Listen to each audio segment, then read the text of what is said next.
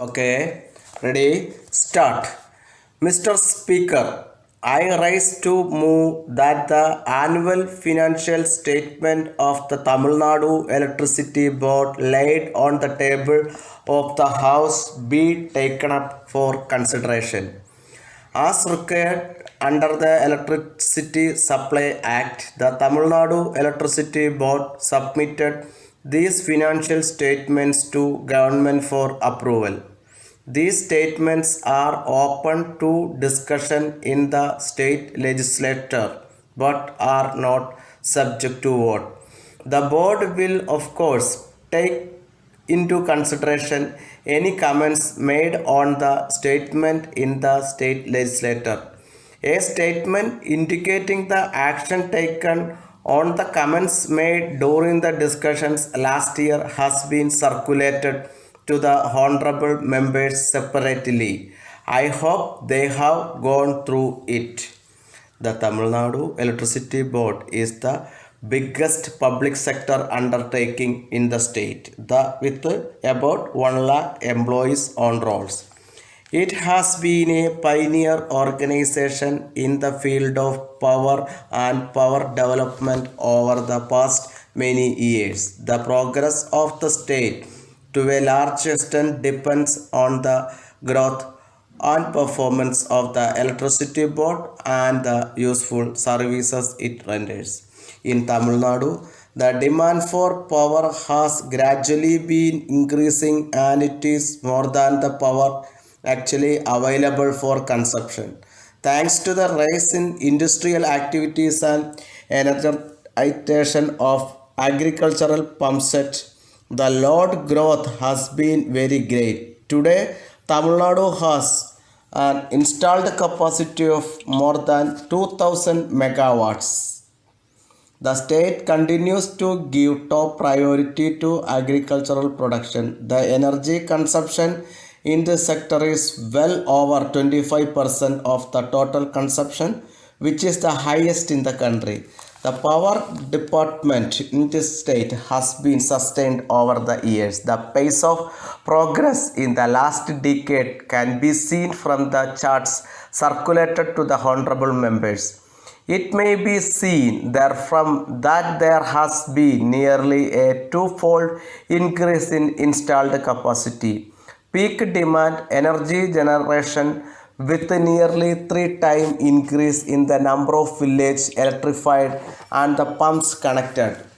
A tripartite meeting attended by the electricity board chairman, workers, representatives and the union ministers for energy and labor has suggested a 10-point guideline for associating workers representatives with the operational activities of the power systems in the country.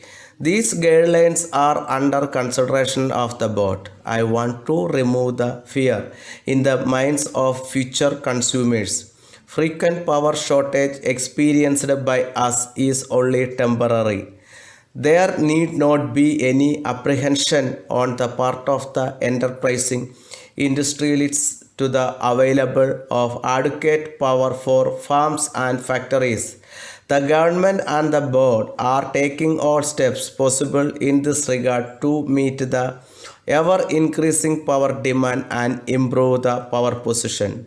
With the multifarious uses of electricity and the changes that have taken place over the years with the introduction and adoption of this effective tool, we have to plan a more liberal and intelligent use of energy.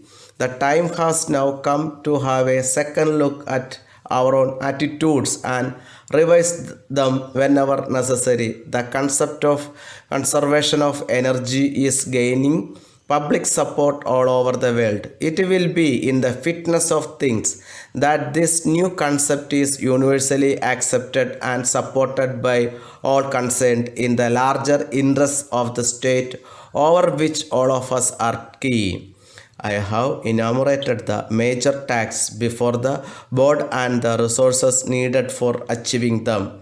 I trust that this House will offer its recommendations to help the board serve the people much better and with the motto of consumer satisfaction and contented labor. Letter dated 6th September 1991 from Jupiter Insurance Company, Mumbai to Mr. S. Ashok, 41 Tilak Road, Pune. Dear Sir, thank you for your letter of the first instant regarding the insurance of your personal luggage while touring in the continent. We have already sent you a proposal from which we would like to complete and return to us duly signed with the necessary particulars asked for. We remind you that it is essential for all details to be accurately furnished as this form is the basis of the contract. For a 2 months tour, we are willing to grant cover at the rate of 20%.